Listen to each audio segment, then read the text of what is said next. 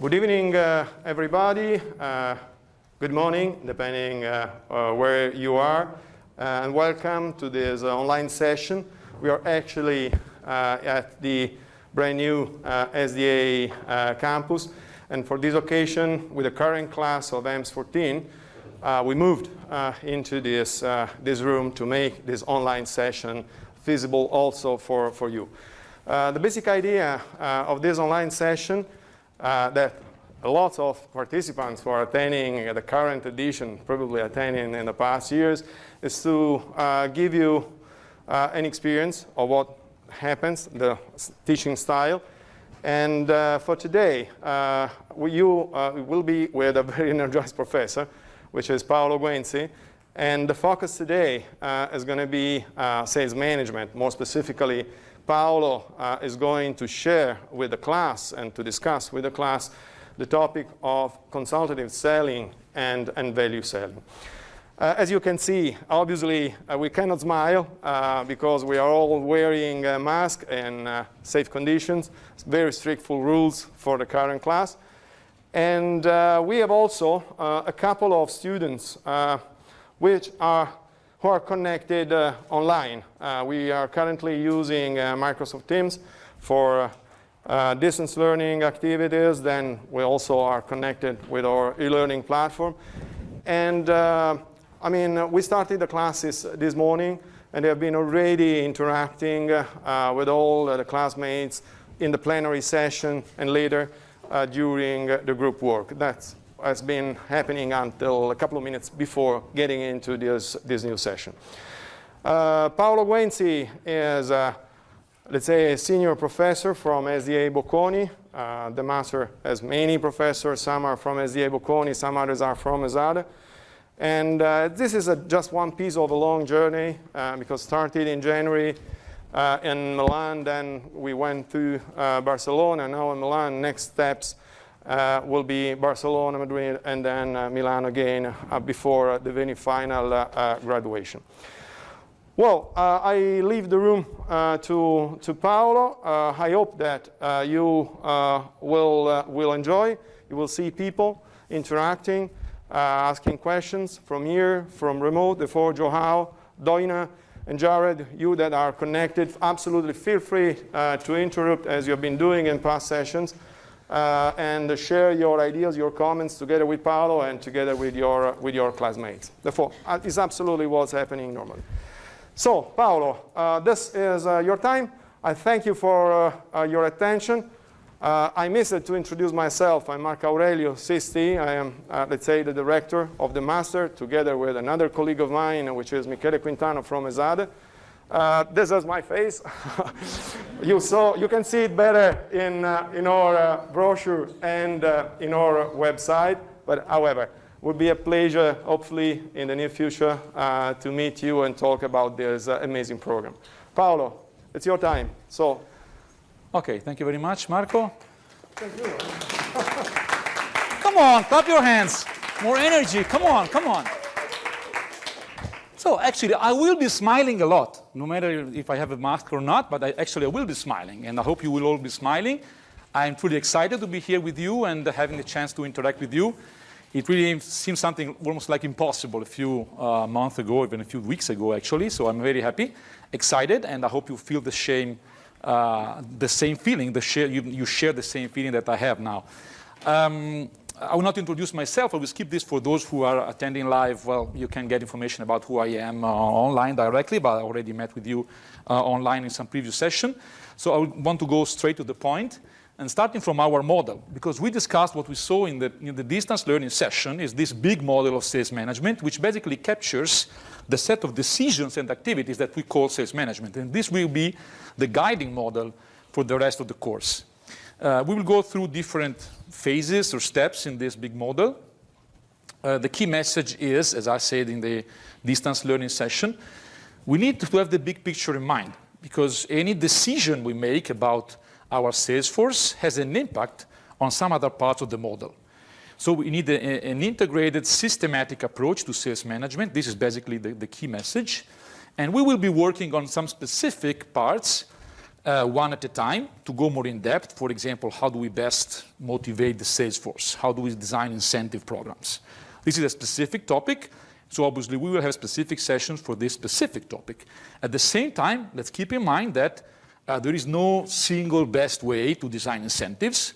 The best way probably depends on whether or not the design of the incentive system fits the rest of the model, basically.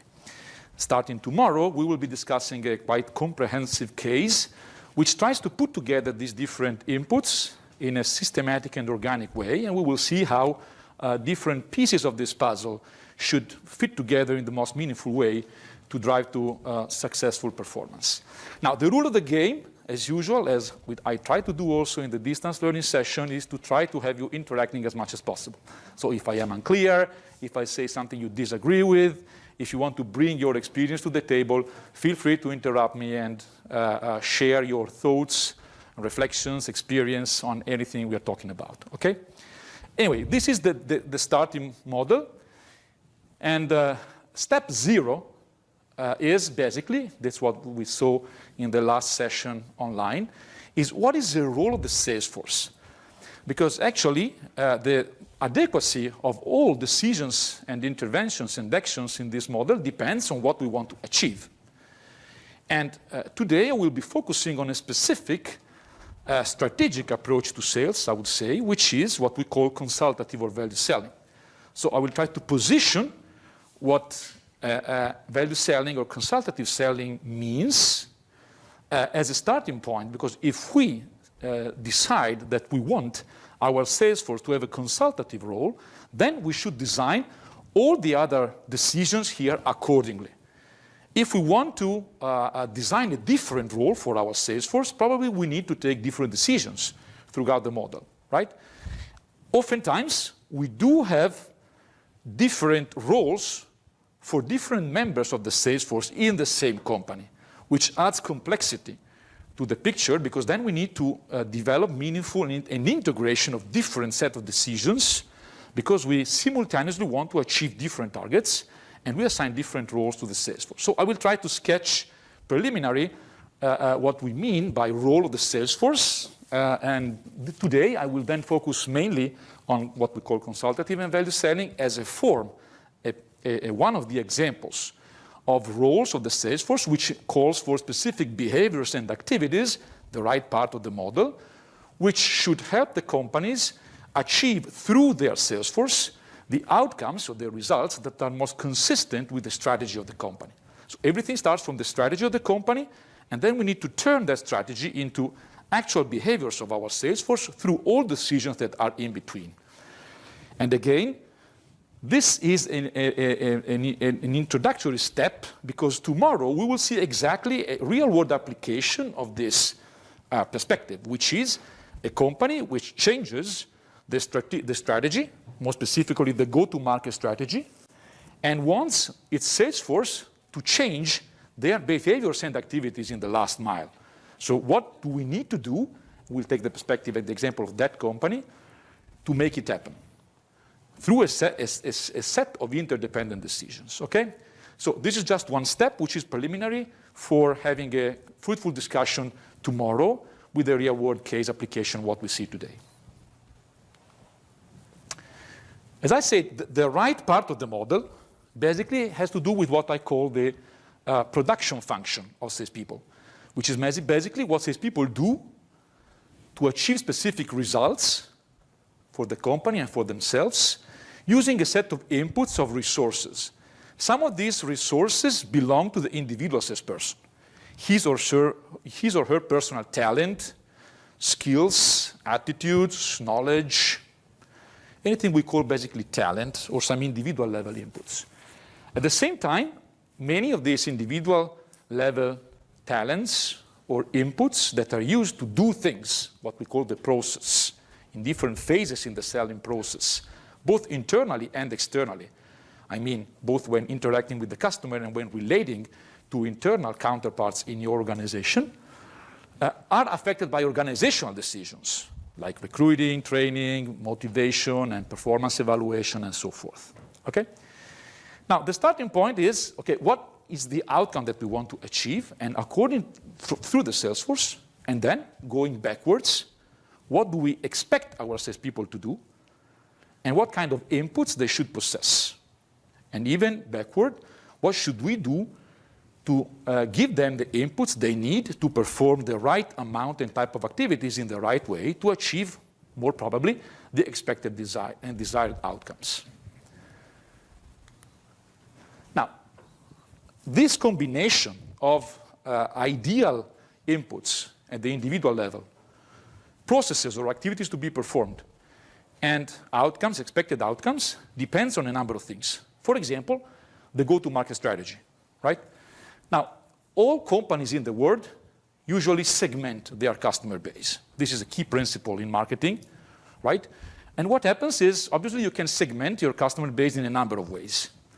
To me, in the end, segmentation has to do with dividing your customer in meaningful clusters depending on their attractiveness. So how attractive they are.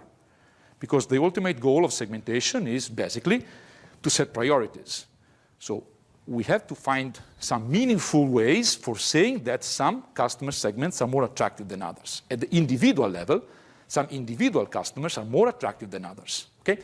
So whatever the criteria we use, we should segment our customer base, both potential and existing customer, in terms of attractiveness. So some customers will be more attractive, some will be less attractive.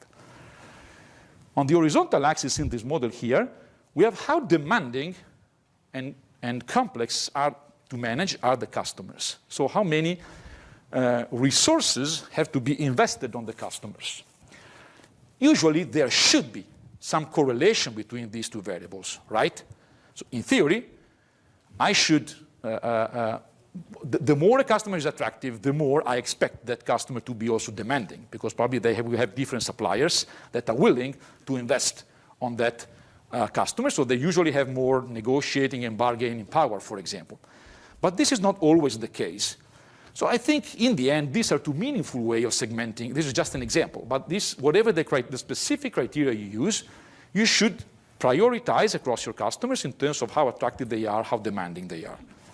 Now, in a very oversimplified word, we would have that we have field salespeople or inside salespeople who manage the total customer base. So they manage all customers, right? Then the problem would be how can they meaningfully prioritize? They should not invest the same amount of time, talent, and organizational resources on customers because they are not equally attractive nor demanding, right? The reality is all companies do have different touch points and different channels for interacting with their customer, which means that field sales people and inside sales are not usually given the responsibility to interact with all customers. So what happens typically is you have something like this. Some customers, usually those who are less attractive and less demanding, can be managed through direct channels which have a lower cost per contact, basically, like internet or teleselling. Right? So as much as possible, companies try to switch these customers to online touch points or through teleselling because the cost of managing unattractive customers would be too high. If we had to manage them through salespeople, it would be too expensive. So in search of efficiency, what companies do is they try to simplify things and to use contact points which have lower cost per contact. At the same time, we have a strong development of solution selling, which means for highly attractive and very demanding customers, salespeople and inside sales might not be enough. So they need something more. They need an allocation of specific resources to them, which usually take the form of key account management. So in the end, the logic is we do have different touch points, different ways, different channels for interacting with these customers. Which obviously implies the role of salespeople will change. So if we start from a situation, for example, where salespeople manage all the customer base, and then we add through time internet or teleselling or key account management projects, for example, this will probably impact what we expect from salespeople because we will expect them to interact with just a subsegment of our customer base, which is customers that are in between, are not in the extreme case in terms of attractiveness, nor in terms of demandingness. Okay? This is just an example. So if we change the go-to-market, then this will change the role of the sales force, because we will typically give them different responsibilities. For example, managing a narrower customer base with probably a different priorities in terms of time allocation and resource allocation and pricing policies and everything else, right? Second thing, in a broader perspective, the role assigned to the sales force largely depends on the corporate strategy. Corporate strategy, in the end, simply stated, has to do with how do we create competitive advantage. And obviously, there are almost unlimited ways for trying to create competitive advantage. Now, I want to share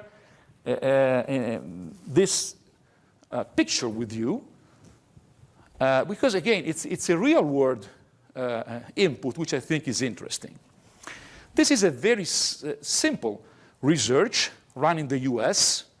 And in this case, through a survey, approximately 800 sales executives from 47 different companies in completely different industries were asked basically 3 questions. The first is, what do you sell? Whatever it is it some kind of commodity, which can be easy, perfectly identical to what your competitors sell, which is one extreme, or is it absolutely unique offering, so you are a monopolist? So depending on the answer, obviously it's perception by the sales executives, it could be either one, what I sell is a pure commodity, exactly what my competitors sell, or 10, which is I am absolutely the only company in the market selling this product, so I am a pure monopolist. So it's probably in between, right? Second question is, how was the situation 3 years ago? What did you sell 3 years ago? And the third question is, what do you think you will be selling in 3 years from now? And obviously, we had very different answers depending on the company, right? And even within the same company. Because in the same company, this is an exercise that I usually do with companies. I ask them, okay, what do you sell? How differentiated you are from your competitors? And they usually get largely different answers from different members of the same organization because they have different perceptions, or maybe they sell different products and services within that company, or maybe they sell to different customers, they face different strength of competition, and so forth. Anyway, the question for you is, what do you think is the trend here? So how many of you think that the trend is, because we will see the mean score of the answers, okay? So obviously there is variance, but we will see the mean values. And the mean values in the sample could be going to the right or to the left or stay basically in the same position. So if they go to the right, the picture is these managers think that what they sell is increasingly being commoditized, is getting more and more similar to what their competitors sell. And it will be more and more like this in the future. If it goes to the left, then the perception by these managers is, well, what we sell is now more differentiated than it was 3 years ago, and it's going to be even more differentiated in the future. Or maybe they are in the same situation and they think they will stay in the same situation in the future. So how many of you think that the general trend is to the right? Raise your hands. 1, 2, 3, 4, 5, 6, 7, 8, 9 people. How many of you think that the trend is to the left? So most companies think left means that the first question was, how many of you think that most managers think that their offering is getting more and more commoditized? Now the question is, how many of you think that the perception by managers is, well, what I sell is going to be more and more differentiated? Raise your hands. 1, 2, 3, 4, 5, 6. Okay, how many of you think that they're going to stay the same, more or less? How many of you think nothing or say nothing or are sleeping or doing something else? So some of you have no idea, and they don't want to share the idea. Okay. Well, I think the picture here is obviously we might have variance, right? If I ask your personal opinion in your company, I could get different perceptions from you. But here it's a big picture of how, in the world of sales, generally speaking, because it's a very broad sample of completely different companies, how sales executives see the world and their job in terms of what they're selling, how they create competitive advantage. And obviously, if you think you are at the right part of this model, how do you create competitive advantage? Through price, right? You basically compete on price, right? You sell the same thing that your competitors sell. How are you going to create competitive advantage? Price. So what do you need? Cost advantage, right? If you think you're at the left, how do you create competitive advantage? Value or differentiation, right? You are perceived as being different on something. It could also be a niche strategy, which is a variation of differentiator. So you are different for a specific subsegment of customers on something. So these are the fundamental views of creating competitive advantage from a strategic standpoint. If you go back to Michael Porter's model, basically, what he said is, well, you can either have cost advantage or differentiation or a niche strategy, which is you focus, you become specialized on a specific segment, and you're the best supplier for that specific segment, right? Which is a form of differentiation in the end. So let me show you what they found in this study. Again, this is the mean value, okay? 3 years ago, the average level of differentiation was 6.4. Now it is 4.5. 3 years from now, the perception is 3.7. So at the aggregate level, the perception of most companies is, well, what I sell is going to be more and more commoditized, getting more and more similar to what my competitors are selling. What's the consequence of this for companies and for salespeople? It's more or less same the product, and you need to add something, either services or some other values. Because it's easy now today copycat the products. Perfect. So for those who are at home, basically the comment, the suggestion is, if you want to escape the commodity trap, you need to find a way to differentiate yourself. For example, through services, through something intangible, whatever it is. You need to fight against this commodity trap, trying to increase your level of differentiation. Right? What's the implication for salespeople? Yeah, please. They are more dependent on the production as well, because if the production is not efficient enough, then the costs will be high, and they will not have the opportunity to sell it really at a low price. And then the customer will not buy it simply. Will not make any money. So the salesperson really has to find different arguments which are probably not there. So it's difficult to find arguments for the products that are there. Perfect. So if the salesperson will have less degrees of freedom for selling through price, so he or she will need to find a different way for convincing, involving, engaging, and winning the customer, basically. Right? You want to say something? In progress, a substitution by an algorithm. Okay, so the other option, it could be replaced by algorithm in a sense, okay? Now, the key interesting thing, especially going back to your comment, is how many salespeople are truly happy with the price of the product they sell? Right? One of the main reasons for blaming the company is, oh, our product is not enough competitive, it's not good enough, our service level is not enough, or our price is too expensive. And I usually, this is perfectly normal. I usually challenge salespeople, telling them, well, you know what? If you sold a product with a cost advantage, think about it, probably you would not exist. Right? I mean, if the product is cheaper, why do you need a sales force? You can sell a product online, that's it. Because the price is self-speaking in a sense, right? And the sales force is a cost. So to have a cheaper product, you need to save cost. And probably you need to replace salespeople through technology to lower the cost, right? So you sell online, that's it. Salespeople would disappear. So it's not very, obviously, all salespeople would have to have a lower price, but probably in the extreme case, they would not exist anymore. You want to say something, please? Following your explanation, today, for instance, in my company, I see outside sales guys, the sales, basically, that are always struggling more and more to get relationship with customers compared to, I would say, 10 years ago. So customers are reluctant to accept a real human relationship. And secondly, the sales are starting to ignore the segmentation the company defined and providing for low-end application, high-end unit just to provide additional value by, and this way, I mean, they pull the management and they ask for better price for high-end unit, but they are not addressing high-end applications. So they are trying to moving with no logic at the moment. So because they're afraid of what you're saying.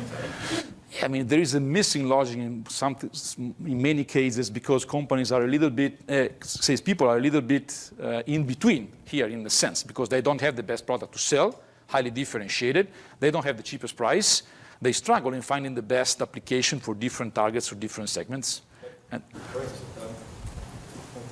before, let's say, we need to say I was in product management, and every time I was introducing a new product line, I was very annoyed by the was always there forever question that which are our unique selling points. So the sales are not interested in explanation, technical, or price. They're always looking for the unique selling point that will allow them to have a free of competitor selling.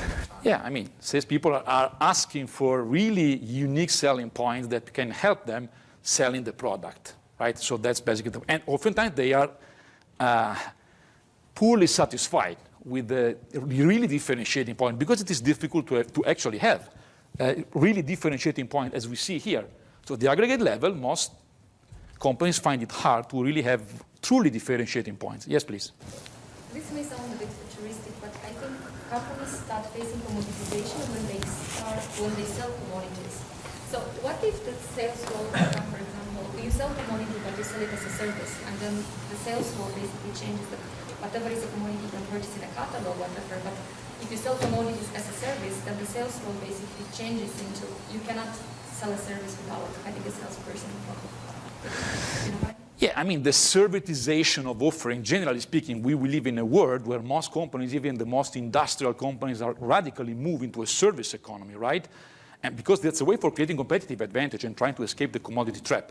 In most businesses, the servitization or the service dominant logic implies that this service is largely conceived and delivered by salespeople. So this turns salespeople into a sort of service providers.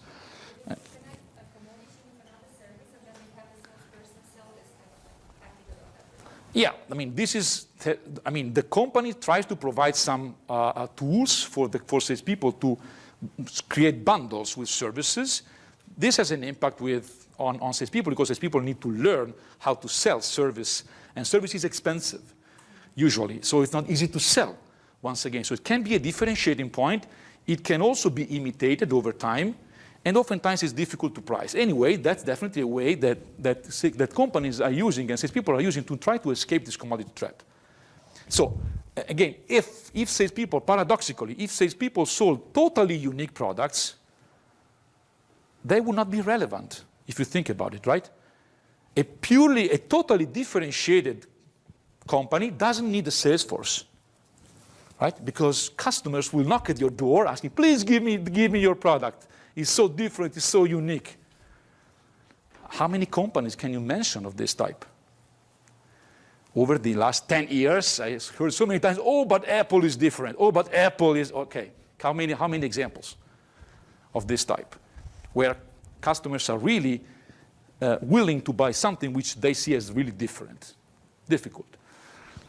So if we are on the 10, then the competitive advantage is incorporated by the uniqueness of the product or the brand or the service level. But it's very rare. If we were at 1, then we should compete on price. Companies try to not to compete on price as much as possible because there will be one price war winner. All the other will basically losing, right? And they struggle to differentiate themselves because, as you see here, the trend is clearly toward commodification. So what is the role of these people here? Trying to contribute to escaping the commodity trap as much as possible, which is what we call consultative selling and value selling, and I will be elaborating in a while what I mean by this. Yes, please. This is something a little bit that we see in our business. So we sell components for appliances, so which are very, let's say, standardized when it comes to specifications you put inside. So slowly but surely you move towards the right? So the way we're seeing the development also of sales and the sales force is price, of course, is important, but we see the key account manager as a key role in navigating the different stakeholders and the different, in the big complex customers, right? To be able to put, not only speak, of course, with purchasing, because purchasing, then they change and they rotate in order to not be able to build that kind of relationship, right, that you look for in the past. But to be able to put in contact your quality department with theirs, to be able to put in contact your R&D with theirs. So sales has become, at least what we see, more is no longer only done by the sales force. It's been done much more as a company organizational effort, right? Yeah. To be able to create added value and service, even though you're moving towards the yeah. Which is basically this. So the example mentioned here is one way for these people to create competitive advantage is to try to engage different stakeholders on the, or to be the connector or the orchestrator of multiple relationships between different members of the selling organization and the buying organization, which is usually managed by teams or key account management systems and not anymore by individual salespeople. So this is a strategic and organizational intervention, designing key account management programs to avoid the commodity trap, in a sense, with specific, the highly attractive and highly demanding customers. So this changes the go-to-market of the company, and it could also change the role of salespeople, turning some of them into key account managers for some specific customers, definitely. So if we go back to our model here, I'm going to show you a couple of examples more that I think add to this picture. For example, because one way of escaping this commodity trap is doing what? Innovating, right? If we develop meaningful innovations, then we escape the commodity trap. And we provide our sales force with unique selling propositions, as was mentioned earlier, right? So innovation is definitely an interesting thing, but I'm going to show you an example. In this case, Nielsen, the market research company, they did a research, and they analyzed the launches of new products in the last 2 years in Europe in fast-moving consumer goods. So this is specific, obviously, Europe and fast-moving consumer goods. But I think the picture is quite interesting. So they analyzed the launch of 4,000 new products, which means 20,000 stock-keeping units. Now, how successful, obviously, here we have radical innovation or facelifting of existing products, change of formats, or very, very minor innovations, right? We have many, many different types of innovation. But I think the picture here is quite impressive if we look at the number. The results of their study is, first, there was zero growth of total consumption expenses. So at the aggregate level, innovation does not drive to more consumption. Second, more interesting, the innovation rate in one category, for example, I don't know, toothpaste, oral care, for example, is not correlated with the category growth, which is more specific. So innovation apparently does not drive, in these mature markets, fast-moving consumer goods in Europe at least, to higher consumption, to higher sales growth at the aggregate level. 40% of new products fail within 6 months. 76% of new products fail within 12 months. So the number of successful launches is how much? What do you think is the number of successful launches? 12? Well, you're very close to that. It's 7. So what do we see here? That in innovation, failure is the rule. Success is truly the exception, and it is incredibly expensive. Some time ago, we had a very, yes, I'm coming to you in 1 second. We had a very interesting presentation by a very high-level manager of Barilla, the Italian brand in the food industry, and the title of his presentation was quite provocative, was Against Innovation. He said, I don't want innovation anymore. It is too expensive, and we lose a lot of money. So it's not worth it. It's very risky, very expensive. This does not mean that we don't have to innovate at all, but we must be careful and we must be aware that it is extremely expensive and extremely risky. So the question is this truly the best way to try to escape the commodity trap? I would have some concern. What about thinking in terms of how can we create some competitive advantage through our sales force instead of investing on the innovation? Why not? You want to say something? I was about to say that it depends on the industry and market you are using. Obviously, Yeah, I was myself, we work in the medical device industry where innovation is the key needle here. But Apple or technology, normally innovation is very important. I guess depending on the industry, innovation will be a key driver. I agree. I agree. I mean, the point is depends on the industry. I'm picking different examples because the example before was 47 companies from completely different industries. This is fast-moving consumer goods, and the next example, and coming back to you in 1 second, is exactly to go into your counter-argument, has to do with this large buyer survey. This is a McKinsey study a few years ago. Basically, their research is what do customers use to compare different suppliers and choose a favorite supplier. And if we look at what they state, what they say is important, product reliability, price, and product feature are extremely important, accounting on average for 78% of the total decision. But if we look at what drives their actual behaviors in terms of purchasing, the picture changes a little bit because service, support, and sales experience become much more important. They don't account for 22% of total decisions anymore. They account for 46%. So yes, product is still important. Innovation is still important. But what I mean is service and sales experience and support are actually much more important than most companies tend to think and most customers tend to state. Yes, please. B2B and B2C? This is mainly B2B. Because even in B2C, the customer is actually usually a large retail chain. So in the end, it's a B2B relationship, basically. So I'm going to show a few examples. As you probably already learned through the distance learning session. I like to pick examples from completely different fields or from different managers. And so I have some key references I'm going to use, especially in the next, in the rest of the presentation here. Some of them you see here. Just a check for yourself. Do you know this reference here? Many of you, who's this?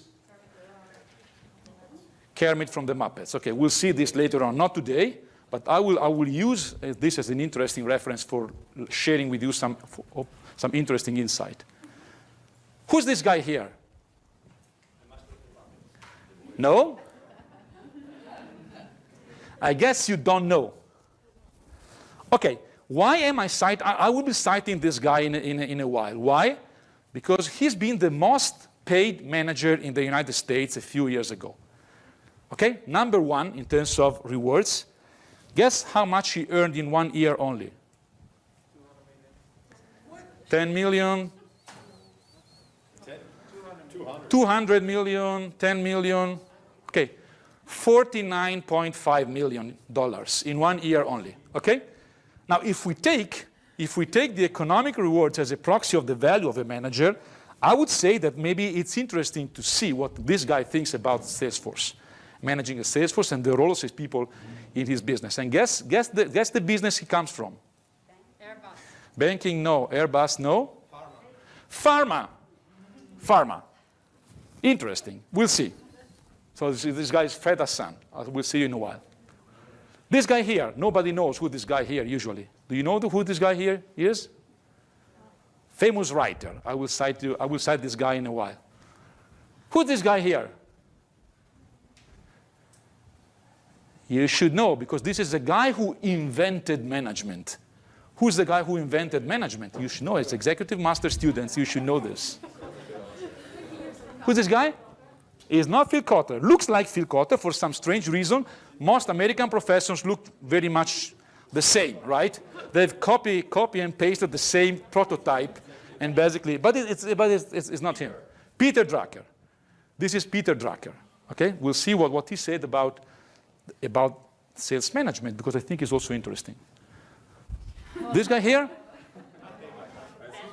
more famous, Ben Affleck. So usually it's very well known. And this guy here, okay. We saw him, okay? Amundsen, the Norwegian explorator. Okay, so let's start from Peter Drucker, the man who invented management, no less, according to Business Week. In 1974, he said the aim of marketing is to make selling superfluous. Because those days, marketing basically almost did not exist as a managerial discipline. It was a nascent discipline, okay? Whereas sales had been there for centuries, as probably the second oldest job in the history of humanity, probably, right? So he said the aim of marketing is to make selling superfluous. What did he mean? If you really do a good job in marketing, you don't need a sales force, because the product or the brand will sell itself. And customers will knock at your door, again, asking you, please give me your wonderful product and brand. It's so wonderful. The problem is, if we just saw the data and the numbers so far, this is very difficult to achieve. Very difficult. Did I already mention you my sisters? No. I have two sisters. Short anecdote, short personal anecdote. I have two sisters. And their span of attention to what I say is very low, it's very limited. So from time to time, they ask me, okay, oh, you work at Bocconi, yeah, right. What do you teach exactly? And I tell them, well, I teach marketing and sales. So what is marketing? Because I don't know. And they have one has 10-second attention, at least to me. The other one has 5-second attention. So I had to develop a 5-second definition of what marketing is, which is very unprecise, probably questionable, but I think it captures the key idea of marketing, at least for my sister, okay? And it is, well, marketing is everything companies try to do to escape price competition. 5 seconds, it captured the idea of differentiation, right? The problem is, which is exactly what he meant, right? The goal of marketing is to make selling superfluous. The problem is, 45 years later, the reality is there is a commodity trap. So the product can hardly sell itself. Innovation is difficult. Product and price are less relevant than we tend to think. So the conclusion is that for me, across many industries, how you sell is getting more important than what you sell.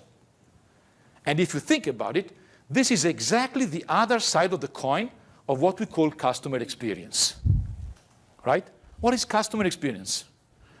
Experience is a process, right?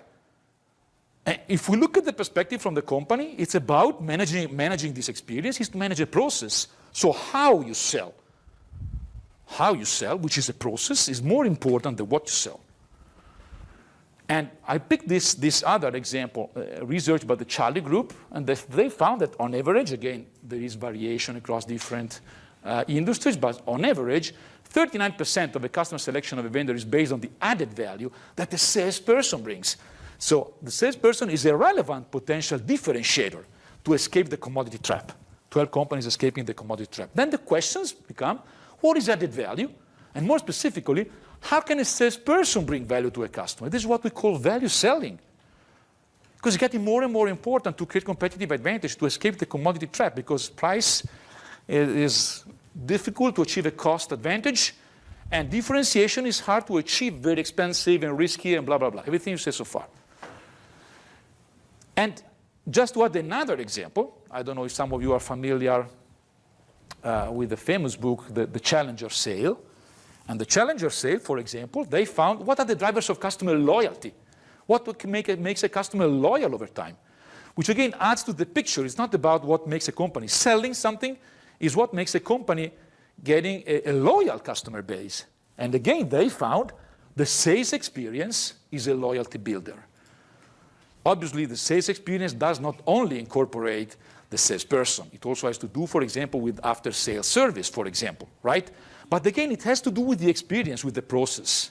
Whereas what they found, not surprisingly, price is not a loyalty creator. If the company compares based on price, he or she will switch from one supplier to another overnight. It's not a loyalty creator by definition. Product and brand and reputation, service, they can be important, but they are not really loyalty creators. So oftentimes customers are more loyal to the salesperson or to the sales experience, to the process, than to the product or the brand or the price. So how can salespeople bring, yes please? Will be also like the personal relationship between the salesperson and the customer be accounted in this specification? It can be. It can be one answer to the question, what is added value? Added value could be incorporated by the interpersonal relationship because the salesperson is friendly, knows my name, knows my birth date, knows the name of my children, and has a passion for the same football team or whatever the reason. It can be. It can be. But it can be something more completely different. It may have nothing to do with the quality of the interpersonal relationship, which is facilitator of the loyalty, but not necessarily the most important thing. The question is, what is added value? And how can we strategically design, and this I will be elaborating exactly on this, how can people create value for the customer? Now we showed several examples, and then try to model at least some fundamental ways for salespeople to create competitive advantage for companies by creating value for the customer. Because there are different ways of doing this, probably unlimited ways. I'll try to frame the most important ones. First thing is, how can salespeople contribute to competitive advantage by better implementing the strategy in the last mile? There's a famous book, Nothing Happens Until a Sale is Made. Everything else in the company is a cost, which is paving the ground for a sale to happen. But then if that sale doesn't happen, everything is lost. So oftentimes as people are critical for successfully implementing the strategy in the last mile, they make a difference there. And maybe they make a difference because they do something for the customer which is relevant to the customer. I'll show you a very trivial example, but it is an interesting one. So this is fast-moving consumer goods setting. And in this case, I'm focusing on Plasmon. Okay? Plasmon is a brand. They sell basically biscuits and other food products for kids, basically. And in this case, this is how they were positioned on the shelf in a hypermarket. Okay? So they are the orange brand, okay? Whereas the yellow brand is their main competitor, one of their main competitors, which is Mio. Now, what do we see here? There is more? Shelf space. More shelf space for Plasmon, which is good, right? It's a positive thing. Probably they spent a lot of money for having this shelf allocation. But they are successfully there because they have a better shelf space than their competitor, right? So they should be selling more, or else being equal, because they have a better shelf allocation, which was very expensive to achieve. The same selling price? Yeah, sorry, women first. Yes. I am a gentleman. The price tag is above the competitor's brand, so everyone would probably go there and take it and not have Okay, so there is a special price, very big, on the competitor product. The interesting thing is there is no price tag for the orange product, for the orange brand. No price tag. And that was the reality. So put yourself in the shoes of the customer here, right? The customer steps into the store. Maybe they're even willing to purchase the Plasmon product. They go there and they don't see how much it costs. There is no price tag. But they see, close to it, the main competitor with a special offering, a special price. What do you think will happen? It depends. I don't know. Some customers are so loyal to the brand that they will keep purchasing Plasmon no matter what. But chances are that some customers will probably switch and buy the other brand, which is quite famous, is quite good, and maybe they will keep purchasing the same product, competitor product, for the next 3 years. So maybe we're going to lose a lot of business overnight, a lot of sales, immediately. Plus, we're going to lose a lot of money in sales for the next years. Why? Because there is no price tag on the shelf. I take this as an extreme example of a very trivial thing, the most trivial thing you can think of, but you see how this can make a difference. And what is the role of the sales force here? Implementation of the strategy, right? In the last mile.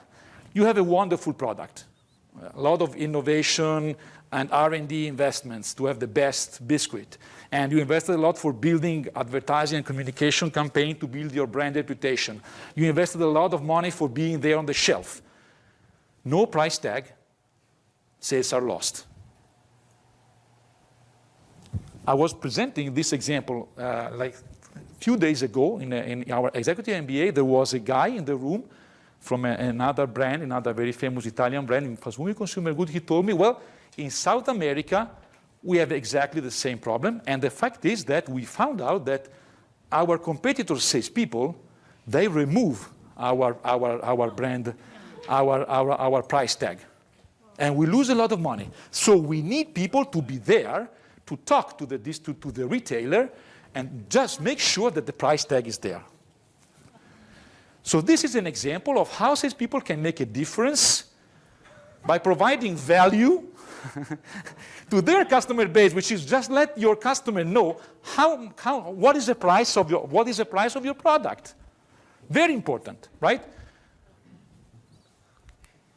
At the opposite side of the coin, we have, or the continuum, we do have Fred Son, $49-point-something million compensation in 1 year only. I estimated this guy here earned much more money in 1 year only than myself and all of my colleagues in the department here in our entire life. At least. So probably, the knowledge of this guy, if it is approximated by the value of his salary, is much bigger than the knowledge of myself and all of my colleagues, probably. I don't know. Anyway, this guy here worked in the pharmaceutical market, and I'm sure that you will agree, just like you said, it's how important are products and innovation here in R&D? They're incredibly important, right? Huge investments in R&D. Patents for protecting the uniqueness of the innovation for years, right? To stimulate innovation and R&D investment. So the product is incredibly important here. What is his message here? The most important asset in our business is the sales force. His opinion, but I think it's an interesting opinion. Why? His message is twofold, and it's very simple, but to me, very, very insightful. What is the role of the sales force? That's his opinion. First, you have to differentiate the salesperson in the customer mind, just like you differentiate brands. This is strategic thinking. Strategically speaking, how can I make my sales force different, just like a brand?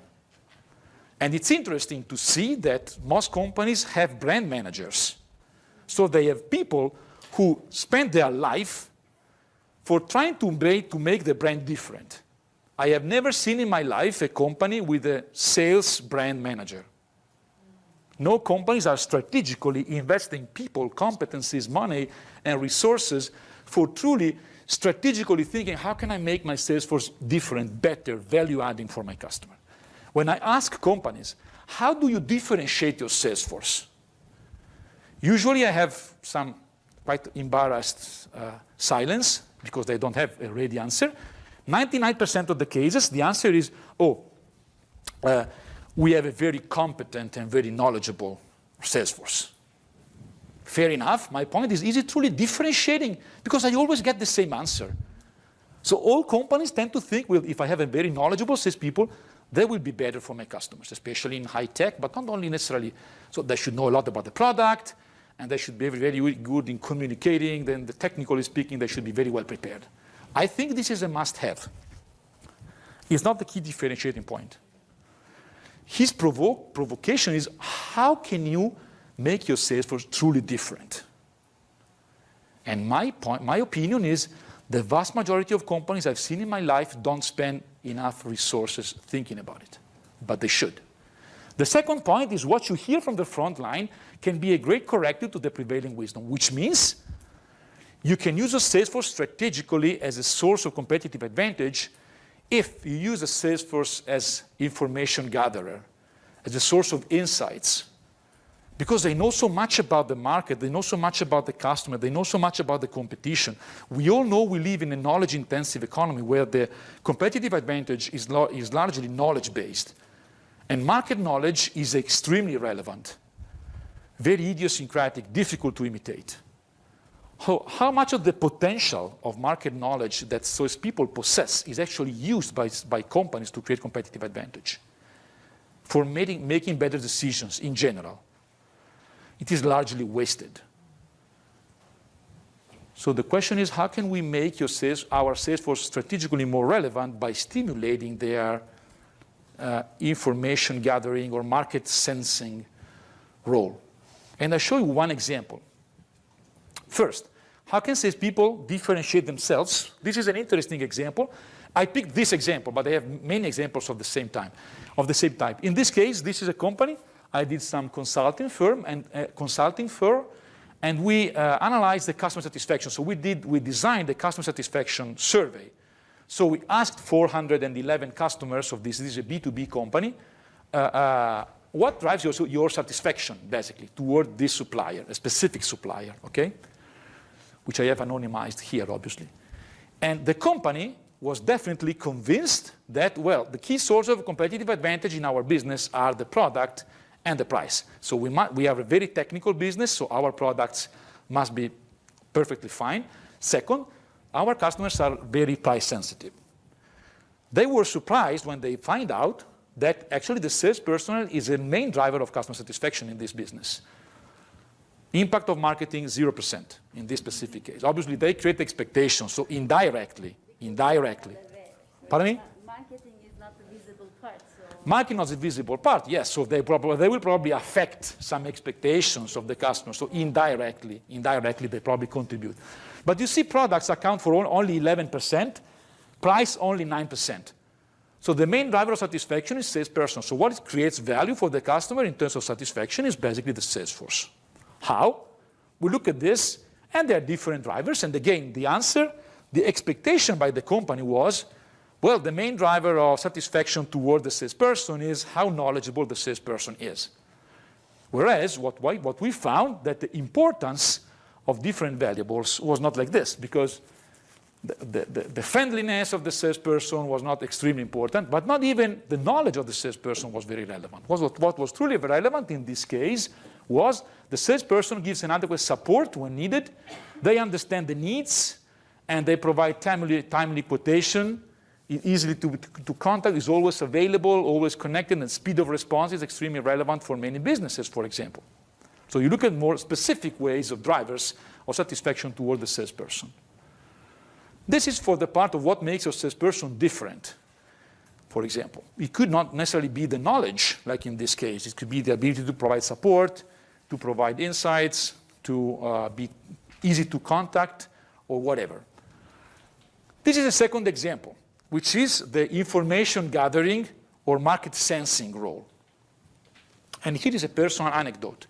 Again, this is the company I was doing some consulting firm, and I attended a meeting of their marketing manager with the sales force, with sales supervisors, actually. So in this meeting, I tried to make the story short. And the marketing manager showed up at this sales meeting saying basically, oh, guys, you remember that in the previous meeting, we had decided to run a promotional campaign. And this promotional campaign is, if the customer purchases both product A and B altogether, they will get a polo with our logo. Okay? So they had agreed upon this. It was perfectly fine for everybody. So the marketing manager came back telling them, you remember that, okay, perfect, now it's running. So we have launched the campaign. You saw it that through the media, we communicated to our customer that this promotion is on. Second, we delivered these items to the distributors, because they sell through distributors. So go out and tell your customer that if they go to the distributor and they buy product A and B, they will get this wonderful gadget. And he picked this, and he said, you know, we've been a little bit late with the production of this gadget, but it is here, and I'm going to show it to you. And it was like this. It was like this with the logo there. I have anonymized again for privacy reasons, but there was their logo there. And I had to physically separate the marketing manager from the sales supervisor because they wanted to kill him. Why were they unhappy with this? Basically, this company is selling pumps. It's selling pumps, basically. The core product they sell is pumps. Okay? They were extremely unhappy with this gadget. They wanted to kill the marketing manager. Why is that? What's wrong with this promotional gadget? Because they had agreed upon that the Polo was perfectly fine. The color. The color, yes. You are right. The color, because it is white. And they told the marketing manager, why did you do it white? I mean, our customer is a plumber. And the plumber gets dirty at 6:30 a.m.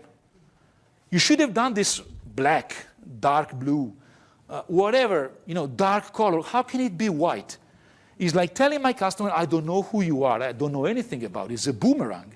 They will never wear it. It's like telling them, we don't know who you are. Why didn't you ask us? And the answer, you know what the answer by the marketing manager was? Oh, but our logo looks better on white. Which is the typical perspective. In his mentality, that was perfectly right. The problem is he forgot about the customer. So again, this is an example. What you hear from the front line can be a great corrective to the prevailing wisdom. The Polo should not be white. And this is just a practical example of how listening to the sales force can drive to better decision making. In this case, the decision was a promotional gadget, but it could be a number of things. It could be process innovation, service innovation, product innovation, price promotions, whatever. And that's a strategic role that is largely lost. And there's good reasons for this. We will be discussing this. So this is John le Carré, the famous writer. And he said, a desk is a dangerous place from which to view the world, which I perfectly share. So oftentimes companies make wrong decisions because they sit at their desk and they don't have a daily contact with customers. So they lose a lot of insights and potential to make better decisions, right? Very risky.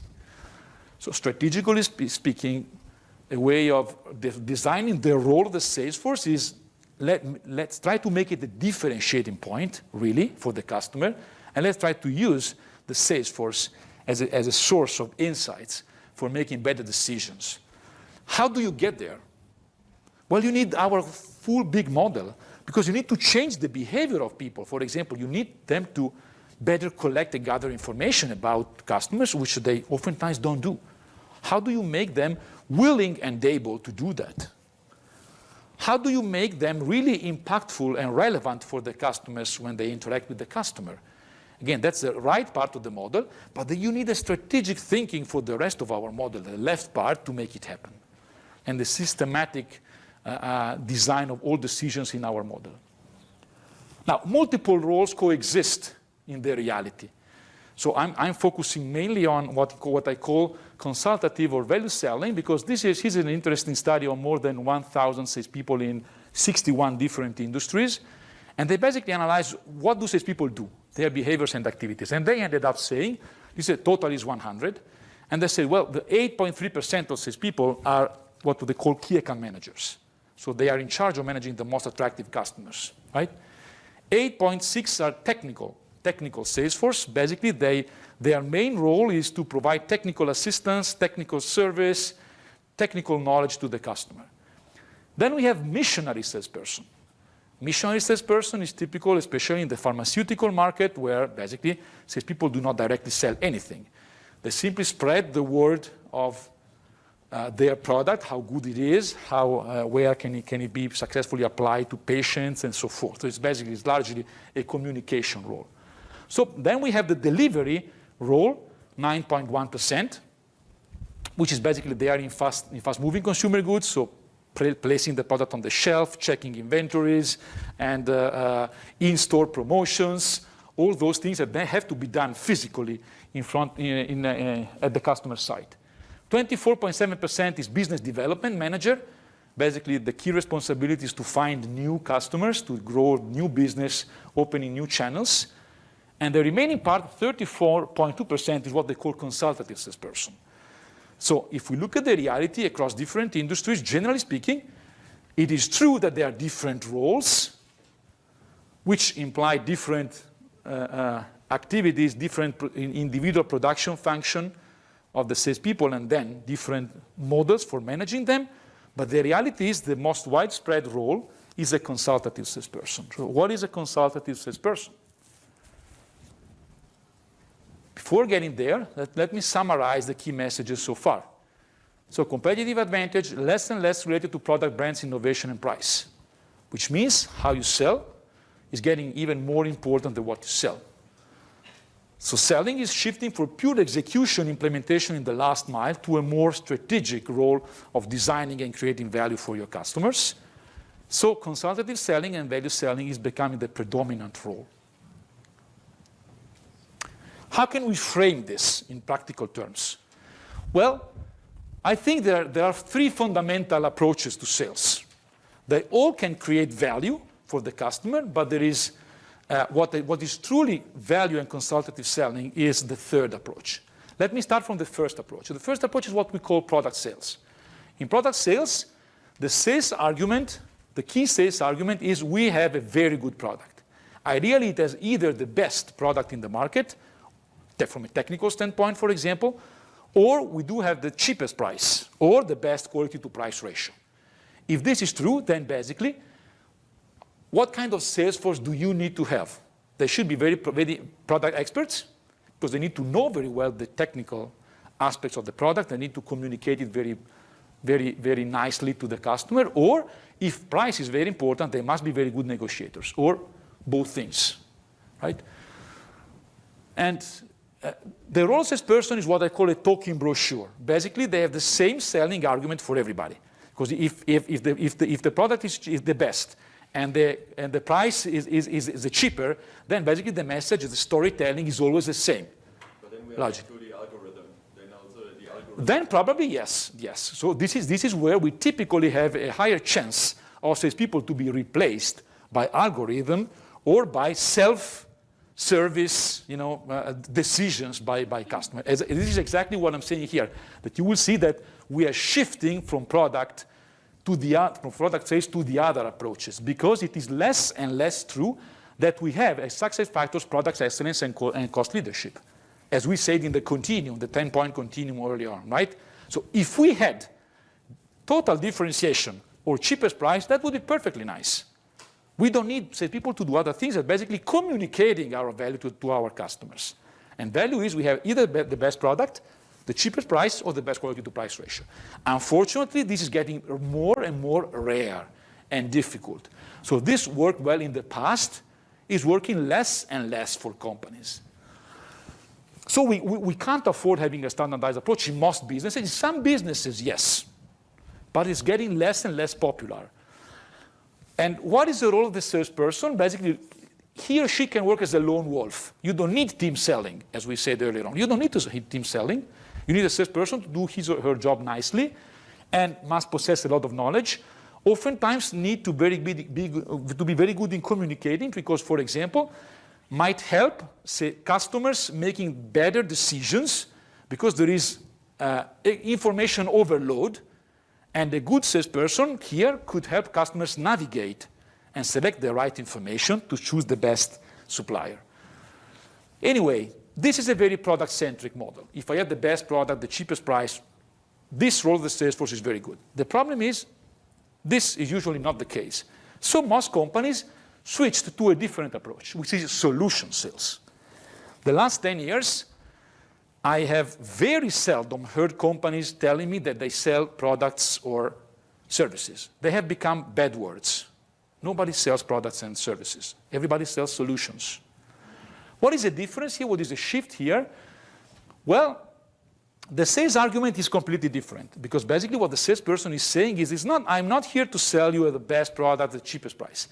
I can provide you with the best solution to your personal needs. And if this is true, then there is a total switch in the approach because the problem becomes, how can I have a sales force which is very good at listening, asking questions, understanding customer needs, and then crafting the best solution to that specific need, right? Which means a total change in the approach and the capabilities and the production function of the salesperson, right? The production function here is what the salesperson needs a standardized approach and communicate very well the value to the customer. Here is totally different. Here the salesperson must become an investigator. So the key differentiating point is my sales force should be better than my competitor's sales force in understanding customer needs, which implies they should be better in listening, even simply observing and asking questions.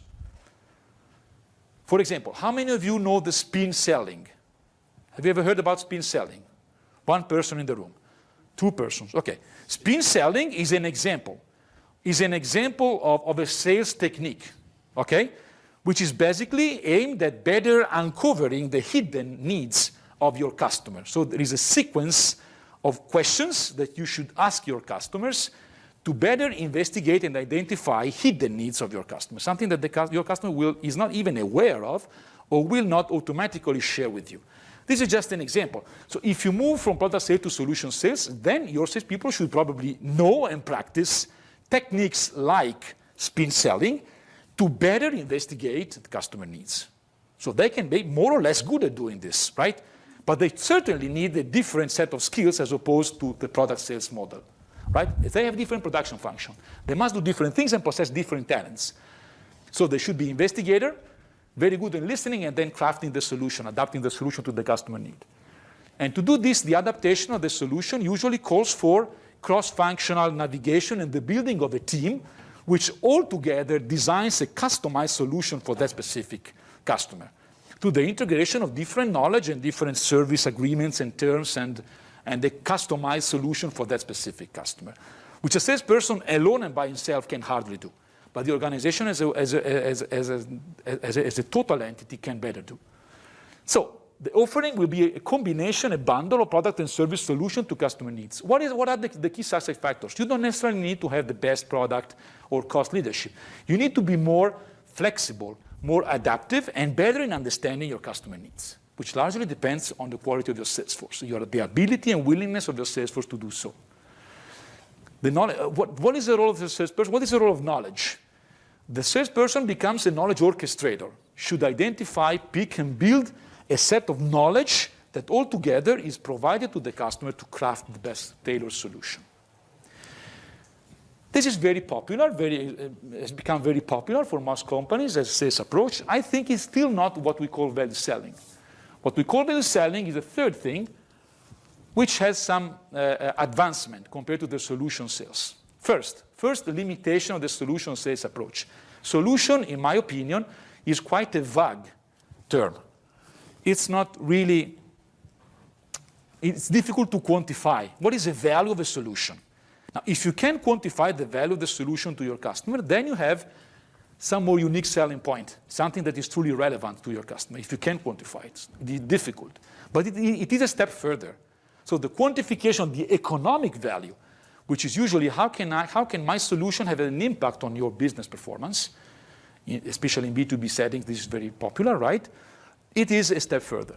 Second thing, the solution selling role has an assumption, which is customers know what they want, know what is best for them, and are willing and able to tell me what is best for them. And then I will adapt. I just need to discover this. The reality is, many times customers don't know what is best for them. Or maybe there is an opportunity to co-create something new that simply does not exist, which will be the best solution. So you can proactively suggest something that the customer is not even aware of, that you can promote to your it's much more proactive value selling. It does not take for granted that your customer is willing and able to share with you what is truly best for them. It's a completely different approach. Because then your salesperson should be a challenger salesperson, which means challenges the idea that the customer has about what value is or could be. And doing this means the salesperson becomes a business consultant. When do we call a consultant? When we have a problem, but we don't know what the best solution to that problem is, right? which is exactly what we don't see here, because in solution sales, the assumption is the customer knows what is best, and they can tell me. Here, the assumption is the customer doesn't know. So you have, as a good consultant, you need to provide a solution that the customer is not aware of, maybe to proactively suggest a solution that the customer is not aware of. Second reason why we can call a consultant is because we don't see a problem or an opportunity which could be there. So we want a consultant to tell us, well, is there anything I'm missing? Maybe I'm missing some opportunities for improving. Maybe there is a risk that in the future I'm going to have some problems. So again, it's about providing some preemptive strategy to your customer and proactively tell your customer there is something you're missing. So there is a problem you don't detect, but it is there. It can be there in the future. There is an opportunity you are missing. And I'm here to suggest you something new. So it's much more innovative, it's forward-looking, it's proactive, which is all these things were not there, and is quantifiable in terms of economic value, which all things that are not there in the solution selling model. So what are the key success factors here? Well, you need to understand your customer business model. So how can you actually bring value to your customer? Means you need to understand what value is for your customer. And then you need to have an impact on their economic performance of your customer, because you want to quantify the value of your solution. And usually this means that you need to co-create something that simply does not exist. And you might involve third parties and partners to create something new for your customer, even by adding some new resources and new partners to your business proposition. And this means that your customer centricity will further increase. Any comment or question so far? Yes, please. Maybe possible to have a solution sales or value sales approach in a company where you have a standard family of products. For example, you have available 5 standard products, and it's possible to have a solution sales approach to show where is the appropriate product for each customer, for its solution, even you don't have the option of adapt the value proposition, you know? Well, I mean, I'm trying to summarize the question and the answer, hopefully. So the logic is part of solution sales is helping the customer navigating across the different options that I can provide the customer with. So if I do have different opportunities for the customers, then the more I understand what solution, what product or service or combination of my product and services fits their need, the better I will actually adapt my solution to their needs. But this means that I am not inventing anything new. I'm just choosing the best option among the existing options, which is good. It could be enough for some customers. It could not be enough for some other customers. So the logic is usually all companies have a portfolio of customers, and some customers are on the product sales mode. So they're just interested in the quality of the product and price. You will never move them from there, from that mentality, or it is too expensive and too risky. So the best way to do is treat them with a product sales approach. Some other customers are more interested in the solution sales, so they want a customized, crafted solution. They're not asking for nothing new. They're even skeptical. They will not accept you to challenge how they see the world. So they're just asking you, okay, this is my need. I perfectly know what I need. Just craft the best solution. Some other customers might be willing or accepting that you challenge their idea and maybe you provide them, or maybe they're asking you to bring some fresh and new ideas and value propositions because they want to innovate. So it's a matter of portfolio management. You have a portfolio of customers and you need a portfolio of different approaches. Most companies usually have a mix of these approaches. So it could be that maybe you do value sales with your account managers. And maybe you do just with inside sales, the product sales, and maybe with field sales, the solution sales. So it could be that you specialize roles because different people in your organization will interact with different customers, applying different production processes in their sales activities. It could also be that the same salesperson might have a portfolio of different customers and it should be able to adopt the most appropriate model with different customers.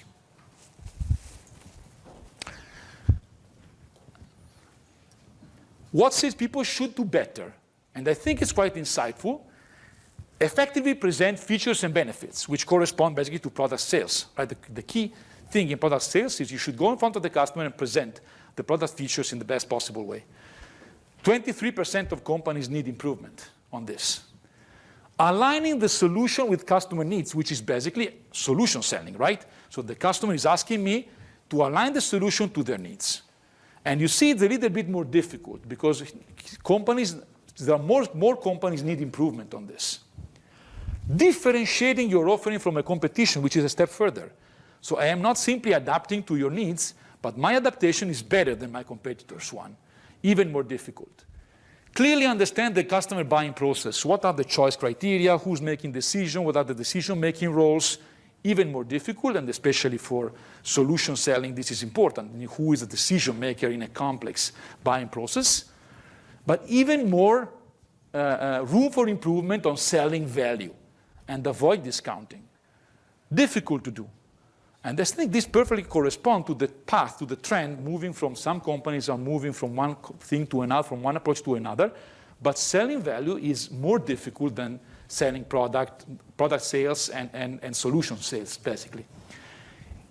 And then even develop strategic plans for key accounts and prioritizing the accounts to focus effort on, again, has to do with managing the portfolio and then investing or allocating on specific plans, specific value propositions for specific key accounts is even more difficult. I think it perfectly captures empirically the conceptual framework that I just showed to you. What does it mean to create value for the customer in practical terms? So if we adopt the value selling model, forget about the product sales, forget about the solution sales. If we really want to adopt value selling approach, how do we create value for the customer in practical terms?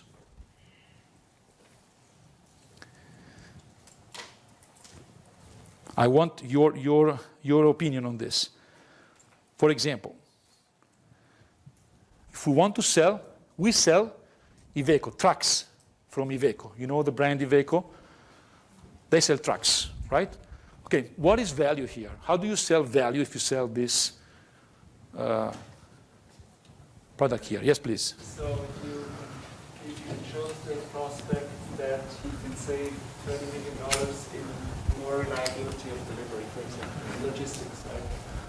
Can I ask you to please repeat it? Yeah, if you speak to a logistics company, for example, and try to sell Iveco, you can demonstrate how you can save $20 million per year because of reliability, so faster arrival, better routing. Okay, so the point is, if my customer, if I am Iveco, I'm selling the truck to a transportation or logistic company, for example, savings.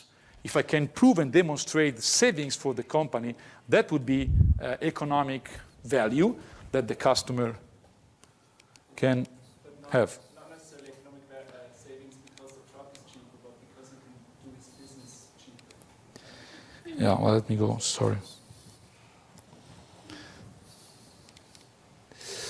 Oops. Okay, so. Oh, I don't see why, I'm sorry. For some reason it doesn't work. Anyway, savings, so cost reduction, very good. Any other suggestion? It's a big asset, so if I show them opportunities how I can optimize it in their balance sheet in terms of asset maintenance or asset management, maintenance, etc., pain points the customer has with this product, I can also sell value. I mean, it's basically linked to savings, but also other more long-term aspects, so to speak. Okay, so it could be both, thank you. So it could be savings, so cost reduction, short term,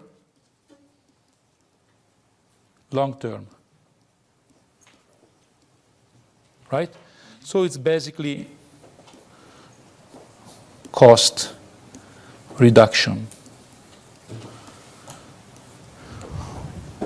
Yes, please? Well, depending on, of course, who the customer is, if they have, for example, a green kind of image, or if you know that they are pollution set in a certain way, if they, for example, use less gasoline, could contribute to their image towards the market of being green, for example. So CO2 emissions. CO2 emissions, thank you. That's a much better way of putting it. Sustainability. So sustainability, what is the economic value of sustainability? Let me provoke you a bit.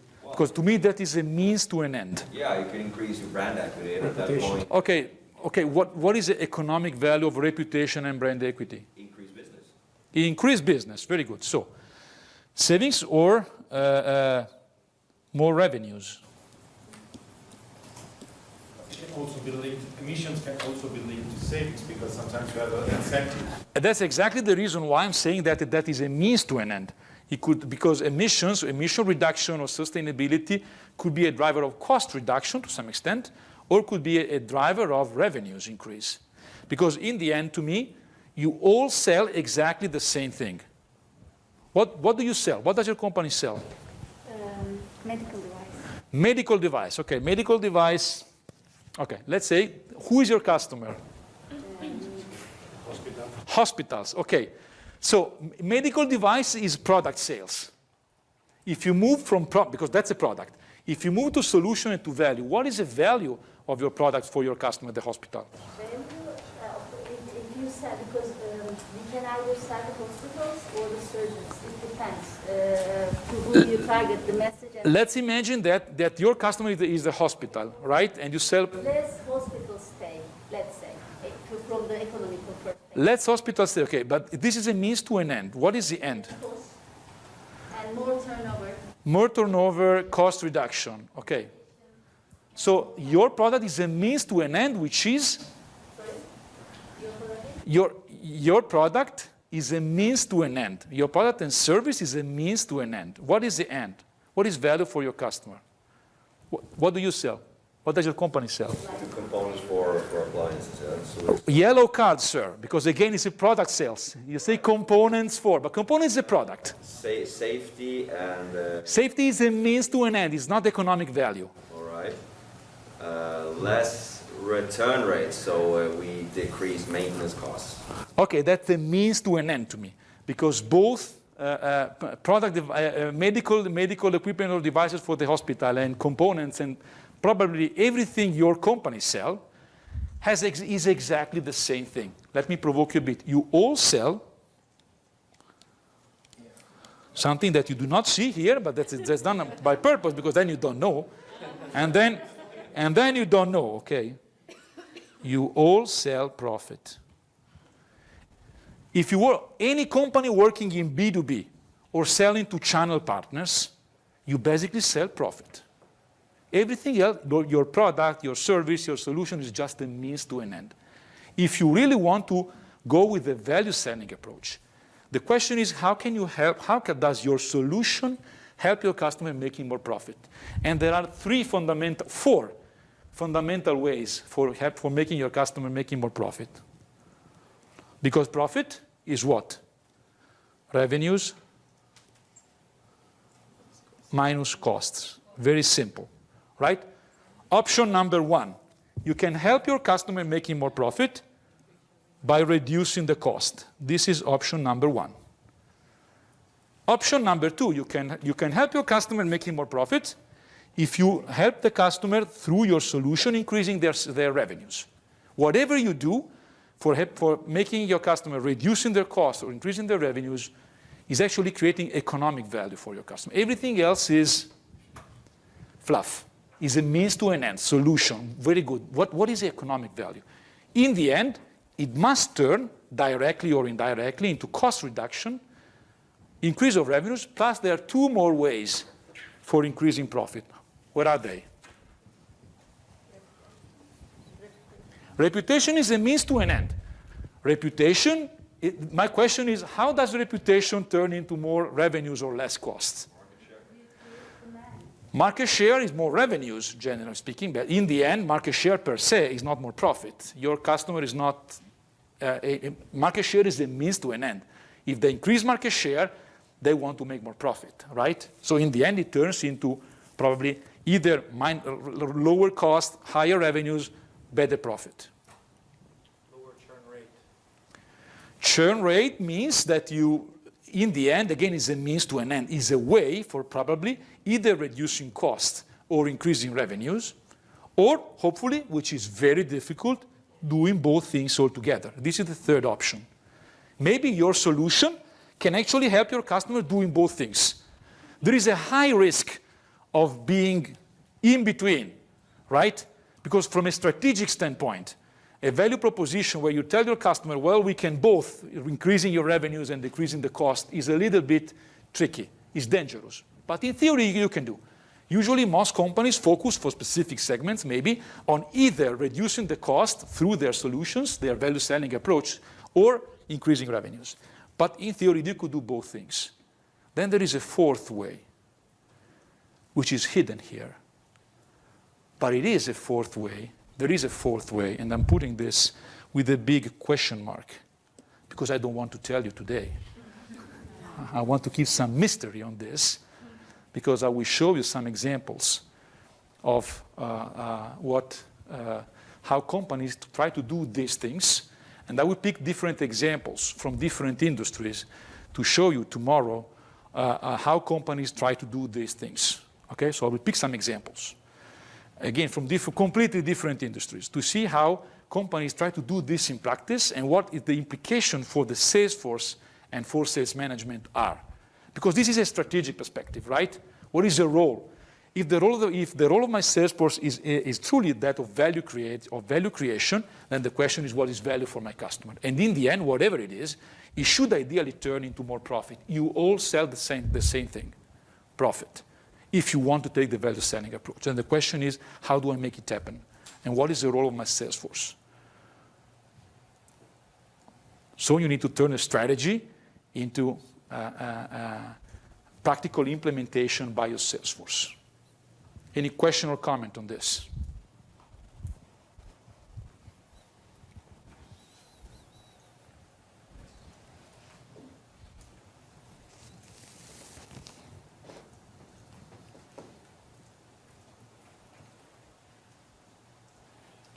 Are you curious about the fourth option?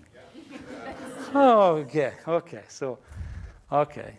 So that's exactly what I wanted to do. Create some suspense, okay? I was just wondering what is now, let's say, the relationship with the initial slide, the scale from 1 to 10, and the trend that you highlighted, which goes more towards a commoditization. Yeah. Well, what you have just stated. So, in other words, why are companies now, let's say, complaining more about this, let's say, ongoing risk of commoditization, where the answer, even though not easy, is already there for them to adopt and leverage? Okay, so the question is, what is the connection between the starting model, the 10-point scale, basically showing most companies are going toward a commodification of what they sell, with this point here? To me, the point is the most logical way, or a very reasonable way, strategically speaking, for trying to escape the commodity trap is for companies to try to turn their sales force from product sales to solution sales to value selling. And I've just sketched what it means. The problem is, how do you get there? So the intention of most companies is, okay, I want to have a more consultative sales force. And my question is, what does it mean in practical terms? And the answer I get most of the time is either they are very knowledgeable or they are very adaptive, they craft the best solution to the customer need, which is part of the answer.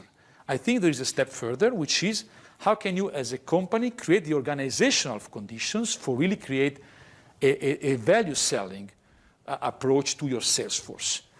It's difficult to achieve because I don't know how widespread this approach is in practical terms, or how many companies can actually succeed in doing this, because there are risks and there are problems in doing this. It's very difficult to quantify the economic value of your solution for every single customer. It's very difficult to uncover the hidden needs and crafting new solutions to your customers. It's difficult to co-create new value propositions with network partners. It's difficult to challenge customers on what value is or could be, because they may be reluctant to your proposals. And so it's very difficult to get there. So what I'm saying here is, strategically speaking, there is a trend toward this end, but this is an extreme end with a lot of traps, a lot of difficulties, a lot of problems. And the case we will be discussing tomorrow, the Bosch Automotive Aftermarket case, is exactly an example of a company saying, well, we are moving from a sell-in approach to a sell-out approach, where we really want to have a partnership with our customer. So we want our sales force to be a consultative sales force. The question is, how do you make it happen in practical terms? And we'll see the difficulties, the problems, the mistakes in getting there. And that's a practical example of how difficult it is to get there. This is an extreme state, an extreme approach, an extreme role of the sales force, which is difficult to achieve, and calls for an integrated set of intervention on our big model. And we'll see tomorrow an example of how to make this happen in practical terms. Okay? I think it's time to stop. So thank you very much for your attention. I hope I made you a little bit more interested in the topic and to develop some curiosity on what's next. So tomorrow we'll start again from this. We'll see some example of value selling, and we'll focus on the case as a practical example of how, strategically speaking, a company can turn this strategic idea into the practical implementation on the last mile by their sales force of the value selling approach. Okay? So thank you very much for your attention, and see you tomorrow.